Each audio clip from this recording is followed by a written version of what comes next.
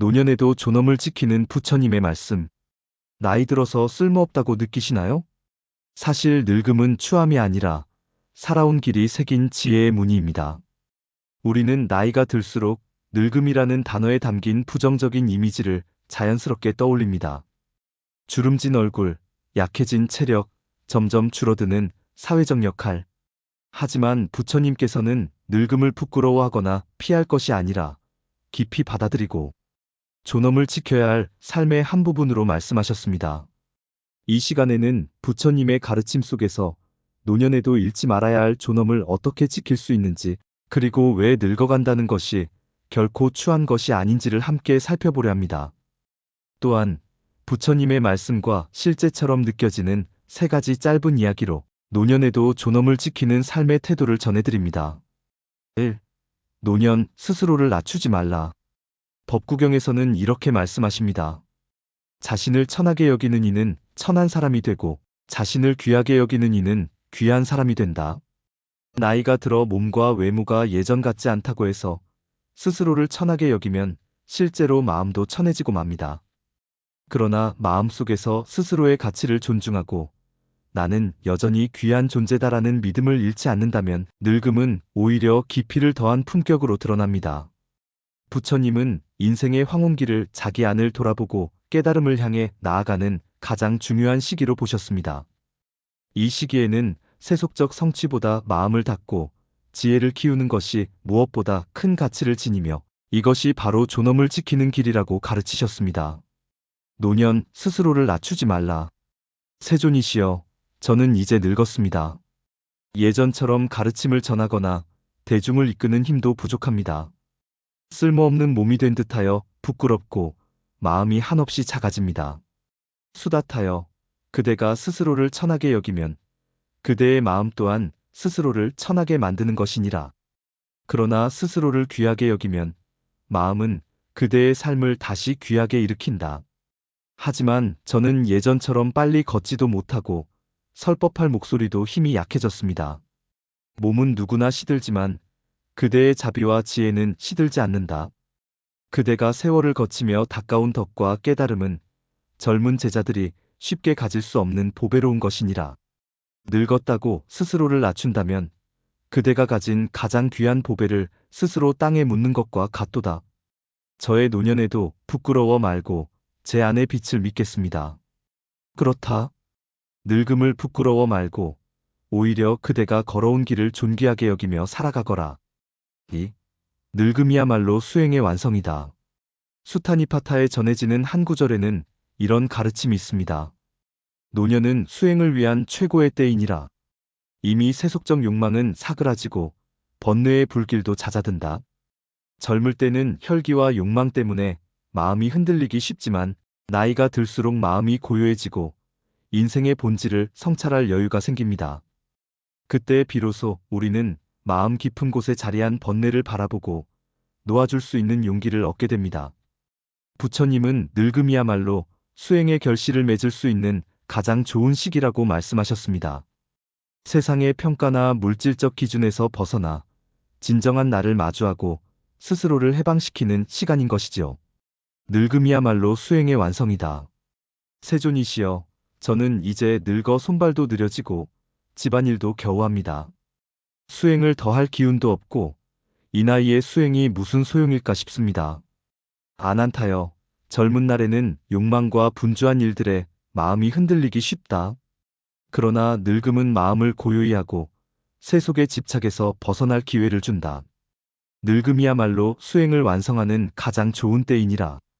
그러나 저는 이제 기력이 약합니다. 예전처럼 절을 많이 할 수도 경을 오래 읽을 수도 없습니다. 무릇 수행은 몸으로만 하는 것이 아니라 마음으로 하는 것이다. 이제 그대가 해야 할 것은 단순하다. 과거를 후회하지 않고 미래를 근심하지 않고 지금 이 순간 마음을 고요히 비추는 것이니라. 몸은 약해져도 깨닫고자 하는 그 마음은 늙지 않는다. 아난타는 눈물을 글썽이며 세존, 늙어서도 수행을 이어갈 수 있다는 말씀에 제 마음이 다시 뜨거워집니다. 부처님은 미소 지으시며 늙음은 깨달음에 이르는 마지막 문이자 가장 넓은 길이니라. 그대의 노년은 끝이 아니라 수행의 완성을 향해 가는 길임을 잊지 말거라. 3. 존엄을 지키는 삶의 태도. 그렇다면 노년에도 존엄을 지킨다는 것은 구체적으로 어떤 삶의 태도를 의미할까요? 첫째, 마음을 비우고 욕심을 줄이는 것입니다. 증이라 함경에서 부처님은 늙어가면서 욕망을 줄이고 마음을 가볍게 하는 이는 몸은 늙어도 마음은 늙지 않는다라고 하셨습니다. 무엇을 더 가져야 행복하다는 생각에서 벗어나 이미 가진 것에 감사하며 살아가는 사람은 늙어도 마음이 젊고 맑습니다.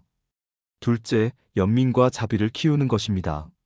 자신보다 약한 존재를 돌보고 말 한마디라도 따뜻하게 하는 마음가짐이 바로 존엄을 지키는 힘이 됩니다. 나이가 들수록 몸은 약해져도 자비심은 더 넓어질 수 있다는 것이 부처님의 가르침입니다. 셋째, 자기 비하를 경계하고 존중하는 것입니다.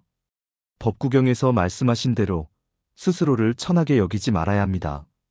나이가 들었다는 이유로 나는 쓸모없다, 나는 뒤처졌다라는 생각에 빠지면 그것이 스스로를 괴롭히는 독이 됩니다.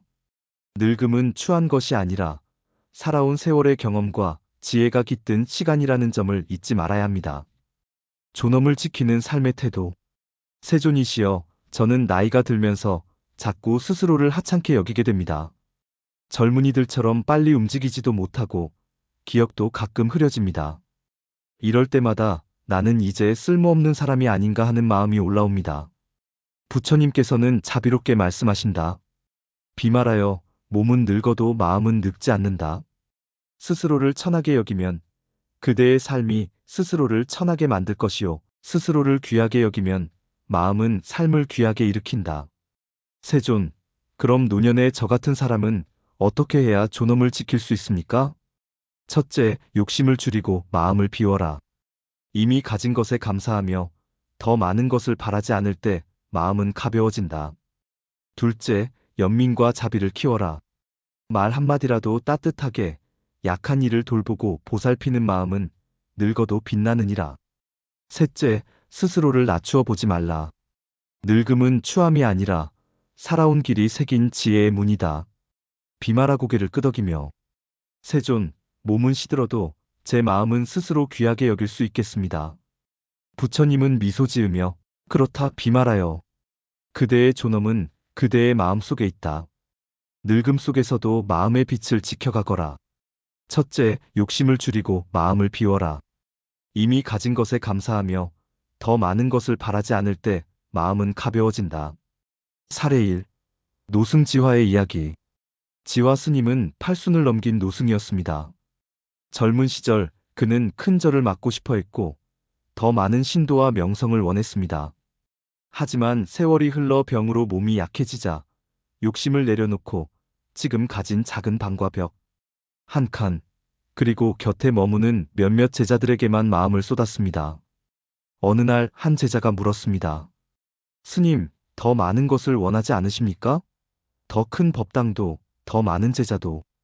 지화 스님은 빙그레 웃으며 말했습니다. 욕심을 내려놓고 나니 마음이 참으로 가벼워졌다. 지금 이 작은 뜰을 매일 바라보며 차를 마시는 이 시간이 세상 무엇과도 바꿀 수 없는 큰 기쁨이 되었단다. 더 많은 것을 원하던 마음을 비운 순간 오히려 깊은 평화와 감사가 스님의 노년에 찾아왔습니다. 둘째, 연민과 자비를 키워라. 말 한마디라도 따뜻하게 약한 이를 돌보고 보살피는 마음은 늙어도 빛나느니라. 사례 2. 시골 할머니 연화의 이야기. 연화 할머니는 마을에서 제일 연세가 많았습니다. 몸도 약해지고 손도 떨려서 이제는 바질도 못하고 집안일도 겨우 했습니다. 하지만 매일 아침 동네를 돌며 길고양이에게 밥을 주고 이웃집 아이에게 따뜻한 말을 건넸습니다.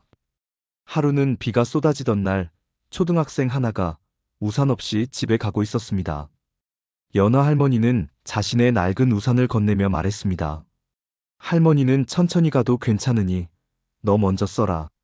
그 작은 자비 한마디가 아이의 마음을 환하게 밝혔고 이웃들도 할머니를 마을의 등불이라 부르게 되었습니다. 몸은 늙었어도 남을 향한 연민과 자비가 늙음 속에서도 빛나고 있었던 것입니다. 셋째, 스스로를 낮추어 보지 말라. 늙음은 추함이 아니라 살아온 길이 새긴 지혜의 문이다. 사례 3. 백발의 선생님 민 선생님의 이야기. 민 선생님은 평생을 아이들을 가르치며 살아왔습니다. 은퇴 후 머리는 백발이 되었고 손에 힘도 빠져 글씨도 예전 같지 않았습니다. 처음엔 나 같은 늙은이가 뭘 할 수 있을까 하고 스스로를 낮추어 생각했습니다. 하지만 마을 도서관에서 아이들에게 예시이야기를 들려달라는 부탁을 받고 민 선생님은 다시 아이들 앞에 섰습니다. 주름진 얼굴, 느린 말투였지만 이야기에 담긴 깊은 경험과 지혜의 아이들은 숨죽이며 귀를 기울였습니다. 아이 한 명이 말했습니다. 선생님, 선생님이 들려주는 이야기는 책보다 더 재미있어요. 그제야 민 선생님은 깨달았습니다. 늙었다고 쓸모없어지는 게 아니구나. 내 삶이 새긴 흔적이 오히려 누군가에게 도움이 될 수도 있구나. 늙음을 부끄러워하지 않고 살아온 세월이 남긴 지혜를 귀하게 여길 때 늙음은 오히려 존엄과 품격이 되었습니다. 4. 부처님이 전하신 노년의 품격. 부처님께서는 출가한 제자들에게도 그리고 제가의 노년, 신자들에게도 너희가 늙음을 두려워하지 말라고 하셨습니다. 노년은 젊음보다 오히려 덜 흔들리고 덜 집착하며 더 많은 것을 내려놓을 수 있는 시기이기 때문입니다. 몸은 시들어도 돈은 시들지 않는다. 법구경. 육체는 늙지만 우리 마음속의 진리는 늙지 않습니다. 마음이 도를 향해 있다면 나이와 상관없이 그 삶은 고귀하고 존엄하며 아름답습니다. 부처님이 전하신 노년의 품격. 세존이시여, 저는 이미 머리가 휘어지고 허리도 굽었습니다. 때로는 젊은 제자들 앞에 나서는 것이 부끄럽고 예전 같지 않은 제 자신이 안타깝습니다. 다사여, 몸은 시들어도 돈은 시들지 않는다. 늙음은 부끄러운 것이 아니라 오히려 지혜와 자비를 더욱 깊게 담는 그릇이 되느니라. 그러나 저는 더 이상 예전처럼 많은 일을 하지 못합니다. 다사여, 노년의 품격은 많이 움직이고 말하는 데 있지 않다. 오랜 세월 수행하며 얻은 마음의 평정, 남을 향한 연민, 스스로에 대한 부끄럼 없는 사, 이것이야말로 나이 든 이가 지녀야 할 가장 큰 존귀함이니라. 세존, 저는 그 말씀을 마음에 새기겠습니다. 몸은 늙어도 도를 향한 마음은 늙지 않음을 알겠습니다. 늙음을 두려워 말고 그대를 통해 비친 지혜와 자비를 세상에 전하라. 그것이 바로 노년에 깃든 진정한 품격이다. 욕심을 비워서 마음을 가볍게, 연민과 자비로 마음을 밝혀서 스스로를 존중하며 살아온 길을 품격으로 남기는 것. 그것이 부처님이 전하신 늙어감 속에서도 빛나는 존엄의 길입니다. 노년에도 존엄을 지킨다는 것은 겉모습이 아닌 마음의 품격과 자비, 그리고 스스로에 대한 존중을 잃지 않는 것입니다. 부처님께서 가르치신 대로 늙음을 부끄러워하거나 피하지 않고 오히려 내 안의 빛을 더욱 깊게 비추는 시기로 삼아야 합니다. 세상은 언제나 변하지만 스스로를 존중하는 마음, 그리고 다른 이들을 향한 연민의 마음은 늙음과 함께 더 깊어질 수 있습니다. 우리 모두 부처님의 가르침을 마음에 새기며 늙어감 속에서 오히려 더욱 빛나는 존엄과 아름다움을 지켜가시길 바랍니다. 이 영상이 마음에 닿았다면 구독과 좋아요, 알림 설정 잊지 마세요. 여러분은 어떤 순간 나이 들매도 존엄을 느끼셨나요? 아래 댓글로 여러분의 이야기도 함께 나눠주세요. 더 많은 유튜브 내용은 설명란에서 링크를 확인하세요.